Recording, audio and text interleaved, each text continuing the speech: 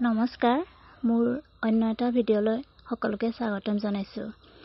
আজি মই আপোনালোকলৈ লৈ আহিছোঁ ঘৰতে কেনেদৰে হাতেৰে মেচিন নোহোৱাকৈও হাতেৰে শাৰীৰ ফলছ লগাব পাৰি। এয়া প্ৰথমতে মই শাৰীৰ আগটো আঁচলটো মই মেচিনতে চিলাই লৈছোঁ। যিহেতু মোৰ মেচিন আছে সেয়ে মই মেচিনতে চিলাই লৈছোঁ। আপোনালোকৰ যিসকলৰ মেচিন নাই তেওঁলোকে হাতেৰেও চিলাই ল'ব পাৰে।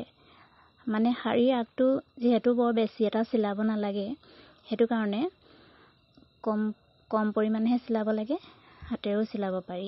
এতিয়া মই যে এনেকৈ এবেগেট কৰি জুখিলোঁ, আপোনালোকে দেখিলে নহয়। সেই এবেগেট কৰি জোখটো লৈ সেই জোখটোৰ পৰা শাৰী ফলছটো দিব। নিজৰ হাতৰ জোখত এবেগেটটো জুখিলেই হ'ল। আৰু মোৰ মেচিন আছে যিহেতু তলৰ যিটো চিলাই সেইটো মই মেচিনতে মাৰি দিছোঁ।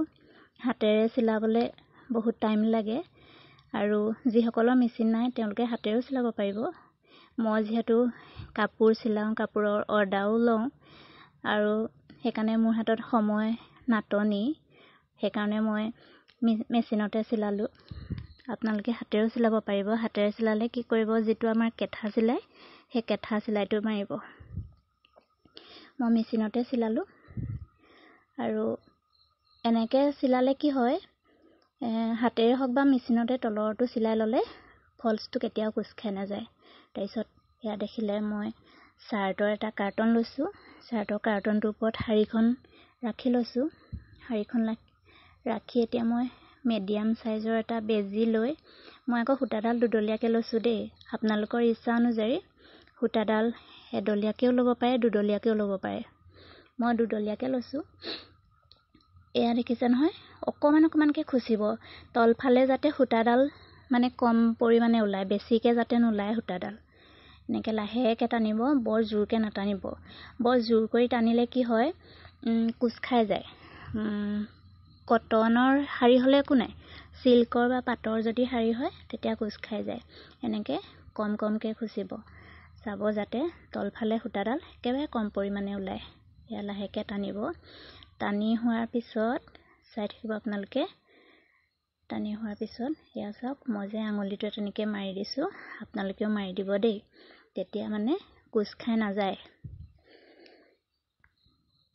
এয়া দেখিলে নহয়, মই এনেকৈ লাহে খুচিছোঁ। আপোনালোকেও লাহে খুচিব।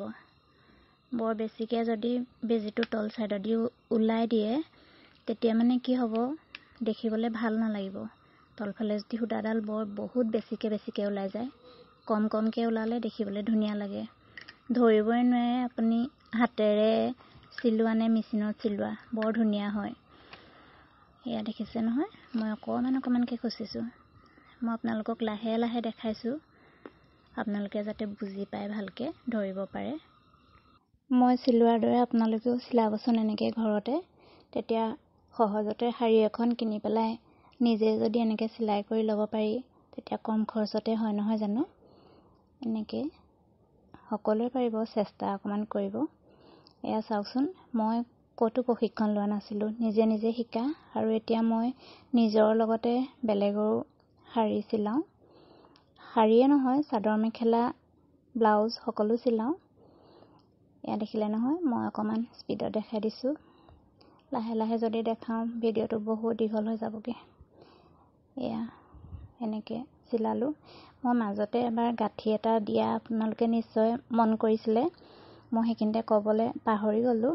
সেই মাজে গাঁঠি এটা দি যাব।